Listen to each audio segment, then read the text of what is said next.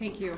I'm here as governor to bring the full support of the entire state of Michigan to this community. I want to thank all of our local law enforcement, state police, federal agents for their swift response.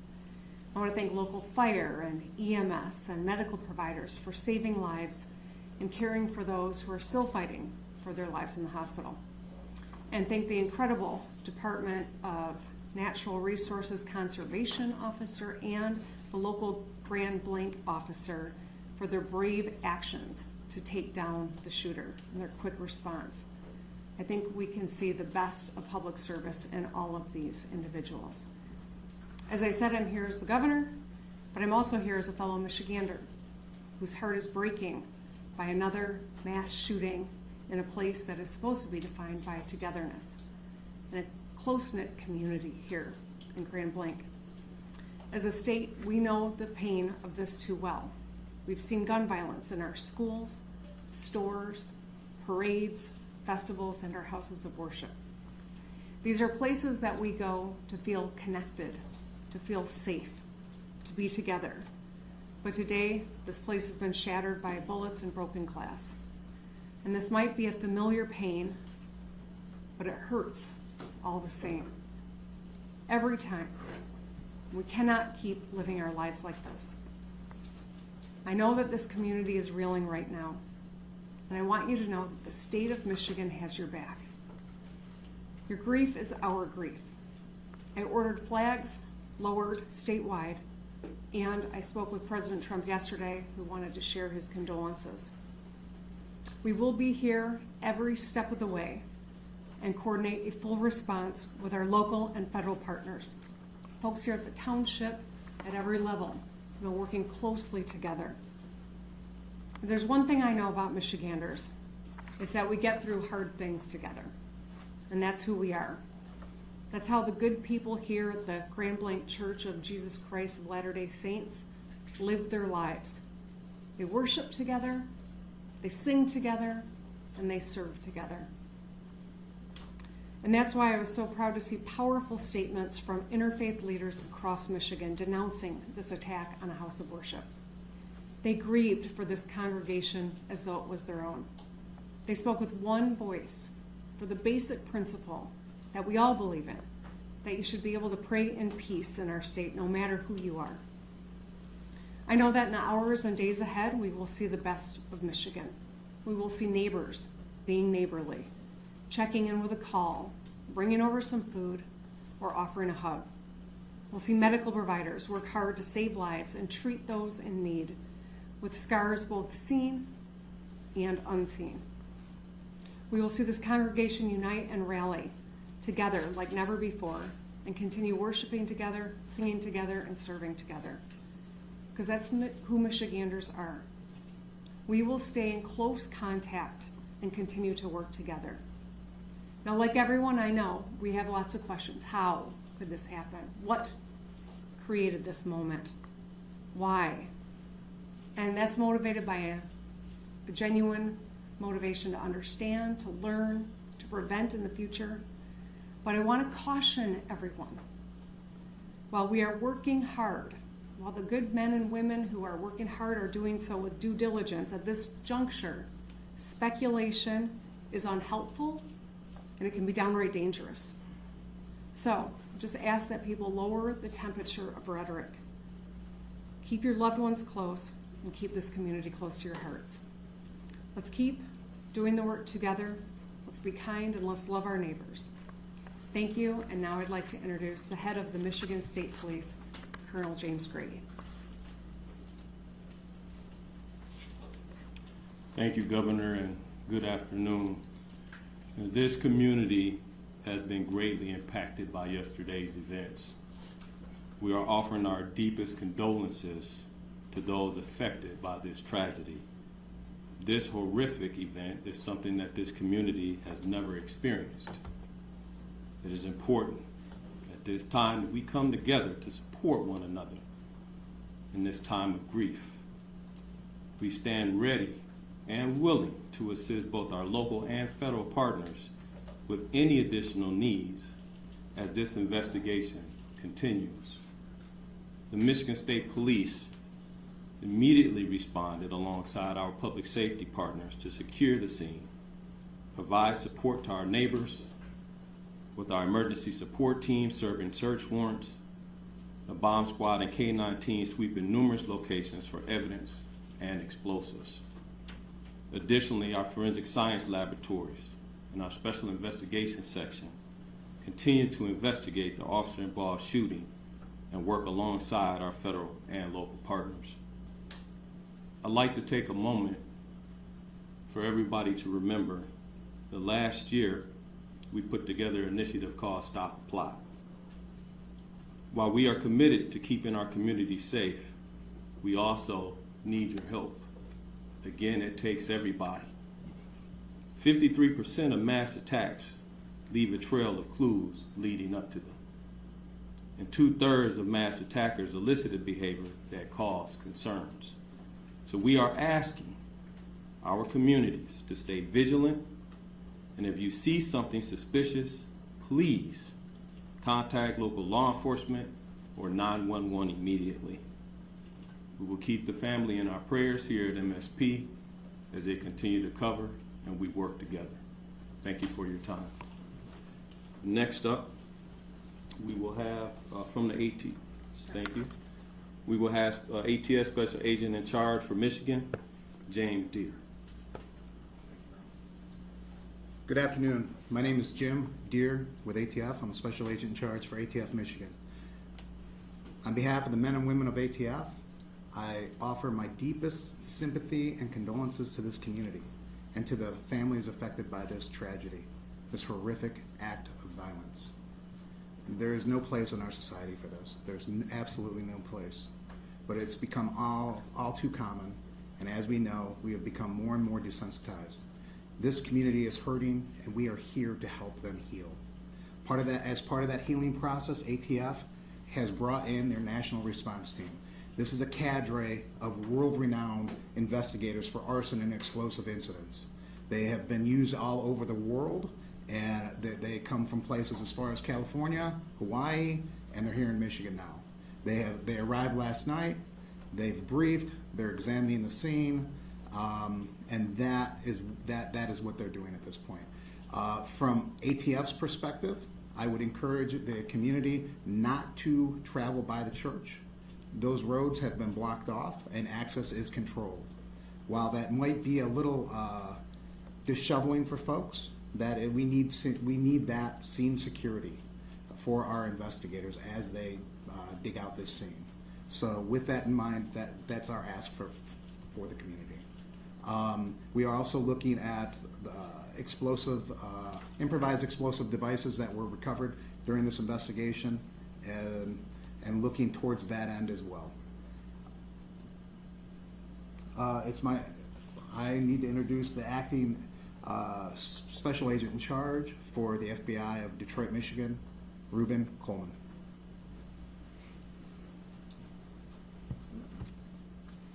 My name is Reuben Coleman. I'm acting Special Agent in Charge of FBI Detroit Field Office, which represents the entire state.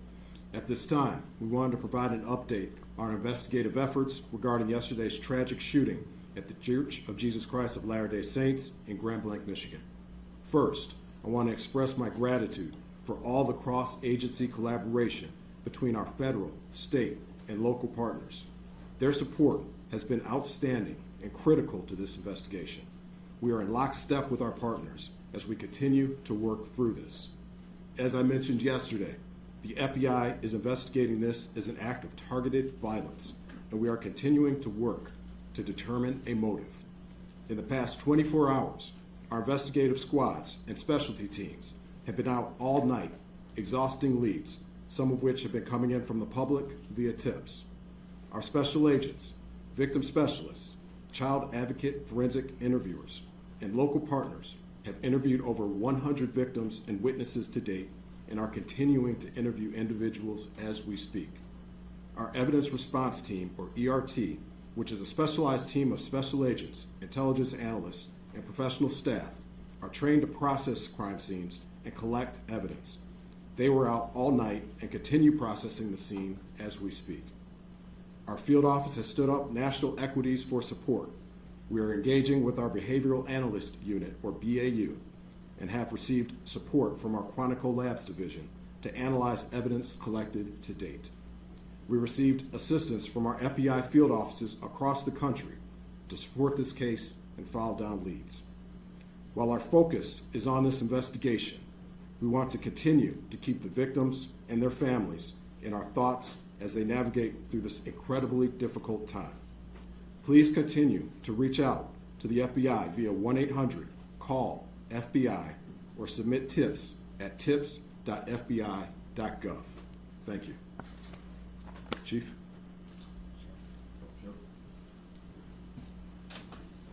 You prepare in peace to perform in chaos. I saw it live. I saw what you trained for, what you planned for, and then reality hit yesterday morning in a bright sunny day when people went to worship. But what I also saw is every level of government law enforcement work together for the good of the people. What I witnessed was people putting their lives at risk that had 2 months on the job as an EMT, or brand new firefighters, veteran firefighters, and law enforcement, just to bring a sense of stability to a scene that was chaotic and dynamic. As the sheriff of this county, I see the great people every day. But I want this community to know that those ranks and those agencies that were mentioned before me, we worked together. We worked in concert, and we did the job. And there's more to do. I will tell you, the sheriff's office dedicated every county sheriff medic that we had available, patrol, investigators, we did interviews, emergency management, whatever the task was needed. The sheriff's office worked with everybody that you heard and many that you don't know to bring justice and also order to this scene. But I will tell you, the days are continuing. We have 31 marked cars on as we speak, making sure schools that are in session, in churches that are planning Bible studies, regardless of faith-based, that they will be protected. Anybody who calls in, we will be there like other law enforcement to settle the community and bring a sense of calmness to people. There is an uncertainty, but law enforcement, especially this sheriff's office, will bring that to you. I will tell you that there are noble heroes who do not wear a uniform that went to that church yesterday. You're going to hear their stories as we lay out this case with law enforcement, but I will tell you this, those heroes from that church did their job. And it was led because of a police department. So law enforcement from this township is led by a chief who demonstrated leadership right out of the gate. And my honor is to announce him as the final speaker, Chief Rennie of Grand Blanc Township. Thank you, Sheriff. Evil. This was an evil act of violence. That's exactly what this was. And this is not Grand Blanc. This does not define Grand Blanc and who we are. We are a community, and I am confident that together we're going to build a stronger community due to this incident. Now, an update. This left 5 people dead, 8 people injured. As I said, this is an evil act and does not define Grand Blanc or who we are. At this time, what we know is everyone has been accounted for. We still are in the process of clearing out that church, but at this time, everyone is accounted for. We ask that you stay away from the scene. Let us work to clear this call so then we could get back to normal. That's what we all want. Grand Blanc Township police officers, the community of Grand Blanc Township, we're hurting. And we know that you are hurting as well with us. I want to remind you that we had the Family Assistance Center open. They will be open Monday and Tuesday at the Genesis Athletic Club from 8 a.m. to 8 p.m. That address is 801 Health Park Boulevard, Grand Blanc, Michigan 48439. Seek service, let's come back together and be stronger together and better. I'll open it up at this time for any questions. Sir. I have a question. When it comes to the act of violence, can you define why it is considered an act of violence and not something more serious like terrorism? I will let Agent Coleman speak to that particular question. Yes, as of right now, we are calling it an act of violence as this is an investigation that is continuing. We are continuing to receive leads. We're continuing to run down all information. And once we're able to ascertain definitively what we have, that's when we'll make those statements. But as of right now, this is an act of violence. Thank Can I you. follow up on that, please? You called this an act of targeted violence.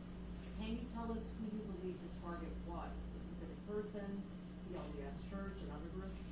Well, as of right now, again, as this is an ongoing investigation, what I would say is when I say targeted violence, I mean targeted within our state and within our community.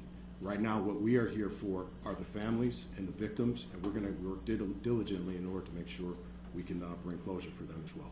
Can you speak about the motive? There was some chatter that the suspect's ex-girlfriend was a Mormon or something of that nature, chatter online about that. Is that something that you can speak to, or any possible motive? That is something I cannot speak to at this point in time. We heard that someone was arrested after driving through the barricade near the church. Can you share any information on that, why they were arrested, maybe what their intentions were? Yes, Chief? Yes, I could speak on that. Yes, there was an incident out there. We are still in the process of investigating that incident, whether or not it's related or not. I could tell you that we do have a 21-year-old person in custody for that incident right now. Does the suspect have any prior criminal history or no contact with law enforcement?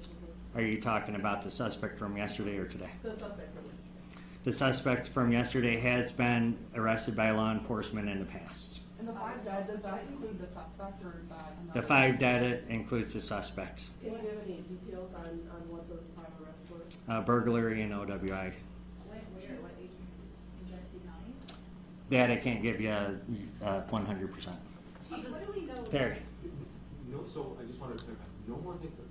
You searched the church and We have not completed search in the church, but as we know, everyone has been accounted for. That's going to be all the questions that we answered today. If you, this is our last press conference. If there's other pertinent information that develops, we will let you guys all know and post that on our social media account, Grand Blanc Township Police Department Facebook page. Thank you.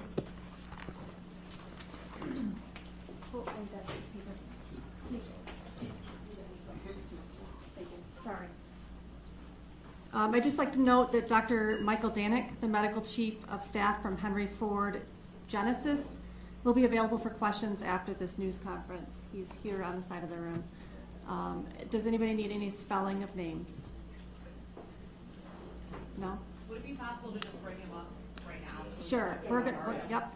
Yep. Thank you. Can we also confirm right now, were there 8 injured still at the time? So 5 that including the shooter, 8 injured? Correct. Thank you. Hi, everybody. I'm Lauren Zakalik. I'm the PR director at Henry Ford Health. I'm going to introduce now Dr. Michael Danick, normal spelling for Michael, D-A-N-I-C. He is our medical chief of staff at Henry Ford Genesis Hospital. He's going to make some opening remarks, talk about what happened yesterday. We'll take a few questions. Thank you. Thank you very much for having me. It was a very sad day for our community. Our law enforcement did amazing, as well as our medical staff throughout the entire Genesee County area. Henry Ford Genesis was prepared and did extremely well. And we also like to thank Hurley and McLaren for taking great care of all the patients. An update on what we have had is we had a total of 8 patients at Henry Ford Genesis from the ages of 6 to 78. 5 were gunshot wounds and 3 were smoke inhalations. 2 of the smoke inhalations have been discharged. 1 is still intubated at this time. For the gunshot wounds, 1 had sustained gunshot wounds, multiple to the chest and abdomen, it's in critical condition.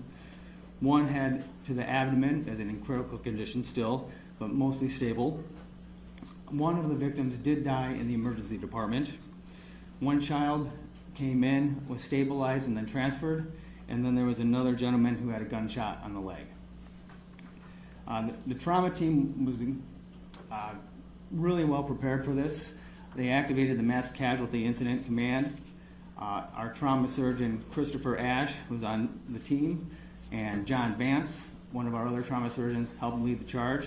Dr. Sandy Ross was the ER attending at the time and did a phenomenal job of triaging. All of the community members came together. We hate having to prepare for these kind of events, but we are prepared, as well as the other hospitals in our community. We're very grateful to be helping to serve this community and will continue to do for years to come.